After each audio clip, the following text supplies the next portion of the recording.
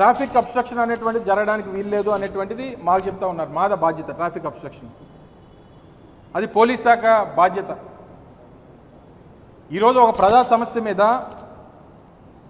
ఓ ప్రజా వ్యతిరేకమైనటువంటి నిర్ణయం ప్రభుత్వం తీసుకున్నప్పుడు ప్రజలు స్వచ్ఛందంగా జగన్మోహన్ రెడ్డి గారికి మద్దతు పలకడానికి రోడ్డు మీదకి వస్తామంటే ఎవరు ఆపగలరు? ఎవరి చేతిలో ఉంది? మొబిలైజేషన్ చేసామనుకోండి, సరే మొబిలైజేషన్ చేయొద్దు అని చెప్పడానికి, స్వచ్ఛందంగా రోడ్ల మీదకి వస్తామని చెప్పి ప్రజలు చెప్తుంటే దాన్ని ఆపేటువంటి శక్తి మాకు లేదు. మన former chief minister Andhra Pradesh Shri YS Jaganmohan Reddy గారి ప్రోగ్రాం ఉందని మాకు తెలిసింది. ఇప్పుడు ఫస్ట్ 4th అక్టోబర్ ఒకటి మెసేజ్ వచ్చింది, తర్వాత 6th అక్టోబర్ డీటెయిల్డ్ ప్రోగ్రామ్ వచ్చింది. దాని ప్రకారం ఆయన 11 o'clock వైజాగ్ ఎయిర్పోర్ట్ చేరిపోతారండి. అక్కడి నుండి మళ్ళీ మాకవాడ పాలెం అనకాపల్లి వెళ్తారండి బై రోడ్. మళ్ళీ అక్కడి నుండి 2:45 బయలుదేరి by road by 4:15 Vizag airport వచ్చి 4:45 వైజాగ్ ఎయిర్పోర్ట్ నుండి బయలుదేరడం. ఇప్పుడు మన అందరికీ తెలుసు, ఆ రోజు ICC world cup cricket for women first match in Vizag district in ACS stadium జరగబోతుంది. 9th అక్టోబర్ లక్ష్మీవారం ఇండియా వర్సెస్ సౌత్ ఆఫ్రికా. ఆ రోజు ఆ మ్యాచ్ వచ్చేసి ఒక ఇంటర్నేషనల్ ఈవెంట్, మన వైజాగ్కి గర్వకారణం. ఎందుకంటే మన వైజాగ్ సిటీని సెలెక్ట్ చేయడం జరిగింది ICC women's cricket world cup. ఆ రోజు ఫస్ట్ మ్యాచ్, మన హెవీ క్రౌడ్ మేము ఎక్స్పెక్ట్ చేస్తున్నాం. సో ఆ మొత్తం పోలీస్ బందోబస్త్ ఆ వరల్డ్ కప్ క్రికెట్ మ్యాచ్ కోసం యూజ్ చేయడం జరుగుతుంది. Road opening parties, anti sabotage checking, accommodation దగ్గర బందోబస్త్, వేణు దగ్గర బందోబస్త్, అంటే క్రికెట్ స్టేడియం చుట్టూ బందోబస్త్, ట్రాఫిక్ బందోబస్త్, పార్కింగ్ ప్లేస్ బందోబస్త్. పబ్లిక్ పొద్దున నుండి రావడం మొదలు పెడతారండి, రాత్రి వరకు మ్యాచ్ జరుగుతుంది. సో మన వైజాగ్ సిటీ ప్రెస్టీజ్ ఈ ఈవెంట్తో లింక్ ఉంది. ఆ రోజు ఎక్కడైనా ఒక చిన్న పొరపాటు జరిగితే మన సిటీ ప్రెస్టీజ్కి డ్యామేజ్ జరుగుతుంది. కాబట్టి మన సిటీలో ఆ రోజు ఎటువంటి అవాంఛనీయ సంఘటన జరగకూడదు. మేము ప్రత్యక్షంగా ఎఫర్ట్ పెడుతున్నాం. ఆ పరిస్థితిలో ఆ రోజు పోలీస్ ఫోర్స్ అవైలబుల్గా లేనప్పుడు ఈ రోడ్ జర్నీ అబ్సల్యూట్లీ అనవసరం. మేము క్లియర్గా చెప్పాము, ఇప్పుడు లెటర్ పంపిస్తున్నాము.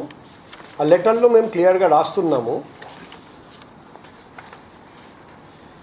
ఇది దాదాపు ఈ నేషనల్ హైవే 16 దాదాపు 11 కిలోమీటర్ స్ట్రెచ్ ఉంది ఎయిర్పోర్ట్ జంక్షన్ నుండి ఈ మాడిపల్లెం జంక్షన్ వరకు. ఈ రోడ్లో major junctions airport junction, Sheelanagar junction, BHPB junction, Mindi junction, old Gajuwaka junction, 100 feet road junction, Srinagar తర్వాత శనివాడ జంక్షన్, కుర్మనపాలెం, అగనంపూడి, ఈ మాడిపల్లెం. ఈ రూట్ చూస్తే వైటల్ ఇన్స్టాలేషన్స్ ఉన్నాయి, మల్టీ స్పెషాలిటీ హాస్పిటల్స్ ఉన్నాయి, ఎడ్యుకేషన్ ఇన్స్టిట్యూషన్స్ ఉన్నాయి, మేజర్ ఇండస్ట్రీస్ ఉన్నాయి.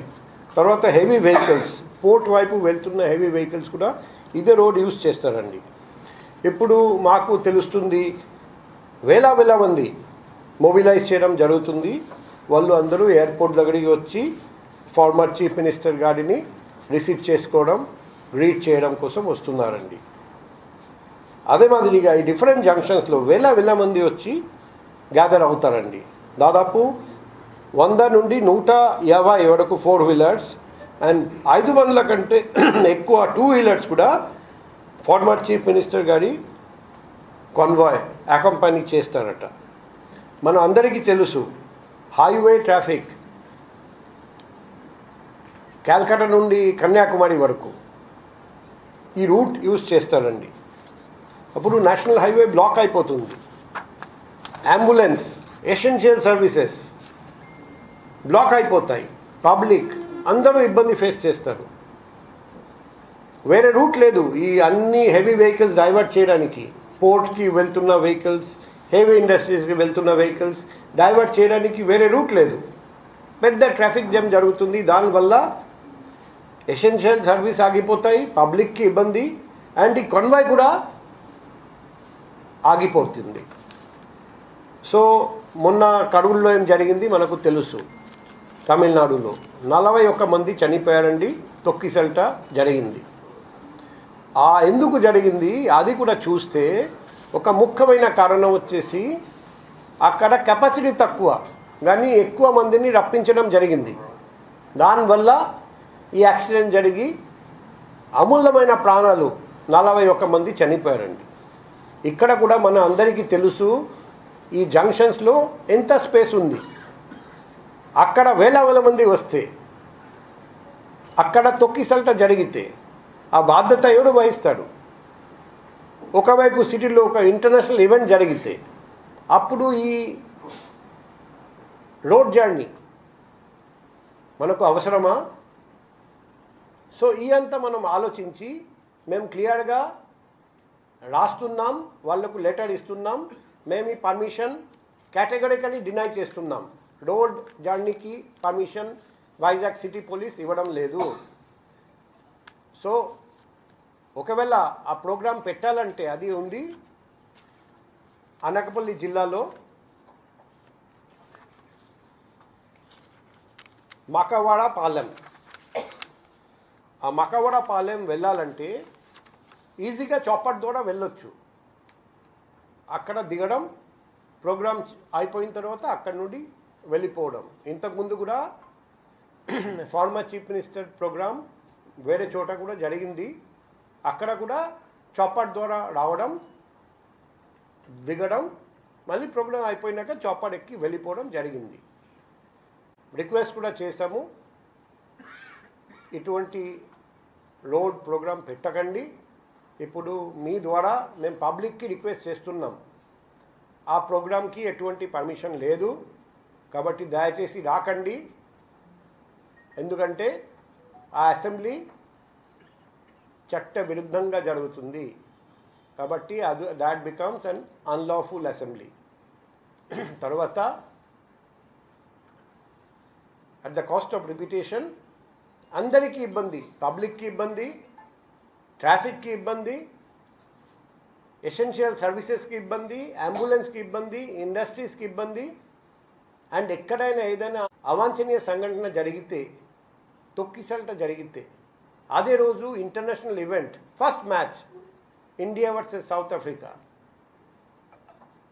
So it is completely unnecessary and Vizag City Police is denying permission for this entire road journey. The program is not permitted.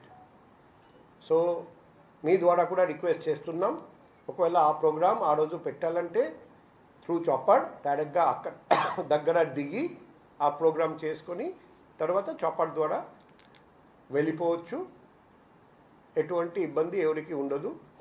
So ఇది మొట్టమొదటి విషయం మీకు తెలియజేస్తున్నాను.